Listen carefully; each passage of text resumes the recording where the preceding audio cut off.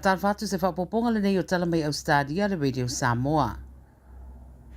O se whaalinga tele wa whaingoina Sydney's 2023 World Pride Festival wa talaina lo ia i le so. O masina na whaia mai ei fuafuanga i la toro tu whatasia le wha moe ma o le City of Sydney Council ma le whainga malo New South Wales whea ngai ma lea fo i wha moe.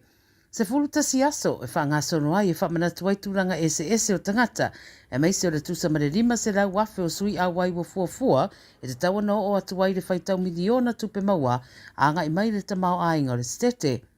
O le urua i teimi le nei wa whai ai se a wha aninga tele i le wha i tūre i saute o le Southern Hemisphere.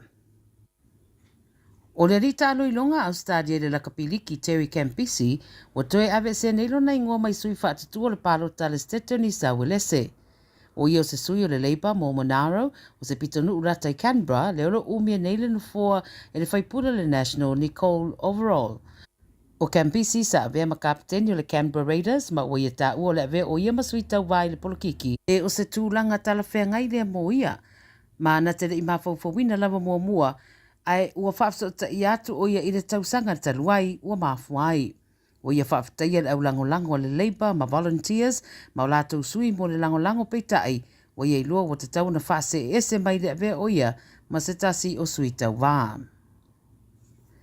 E le o ia ni paluni si pai o ilunga o Ausetalia o le whaamtaranga lea le sui pare mia o Richard Miles e whaatatau i māsalonga o le to tele se tūranga whaapea o iei Ausetalia pe ona iei fo i Amerika. Fa mai le 9 News o nisi whamtaranga e whaso tai paluni si pai sa ripotia mai Amerika ma la tunu o saina e fōringa e le ono iei se so tanga. Fai mai Miles ua whautuaina le whainga malo e le iei ni ia i tu ai ngā paluni ua waai ai lunga o Ausetalia. Fai mai fōre tai o le tuangai Ausetalia o Peter Dutton, tu sa pere iei se so tanga le paluni lea ia Beijing e ono iei lava se la matianga i le fere lei solo i le airspace a Amerika. Fai mai Dutton ua te tau na su e le rei po le atonu lava le sao o le nei mata upu. O loo finau nei ni ainga se lua na maririu o la tau whanau i ni whalawalawe ese e lua na tupu i whale whai ngā ruenga i New South Wales. Finau mo le whai o ni tūla whono malolosi e pui ai tradies. Whai mai le mōni maua se tasi o ta mao le isi ari i wā awhia i nei whalawalawe o se whalawalawe sa te tau na mawhauna alo fia sa a awhia isi o nā tarii.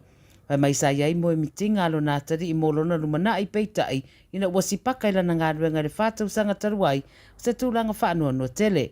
Wai ua maririu e au mau umai New South Wales le mawhai o na whaia le whaamsinonga i lea se tete o na le iai lava seisi wa mōria le mata upu. O company e lua lo o au fie le mata upu lea ua whaasarai na umai tatongi le tai miliona ona o nei whaalawe.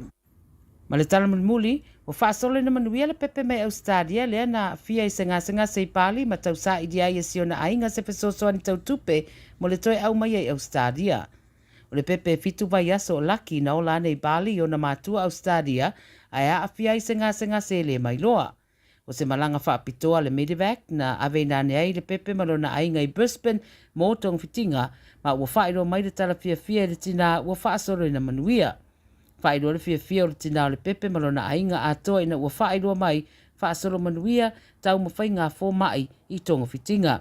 O se itu lausa i le tupe na whaia e whesosoa niai mō le pepe mua maua mai ai le vai ngā tupe lua se lau wafe mō le ainga o sia Tala Fou. O se Tala Fou i sa whaa i loa i lungo televise ma le tio wha saralau i le sa i ringa o se whesosoani ma le tangi sia i le tina ma le tamao le pepe. O le whesosoani a le atunuu mo le au mai au sio lalo i Ausetalia nei.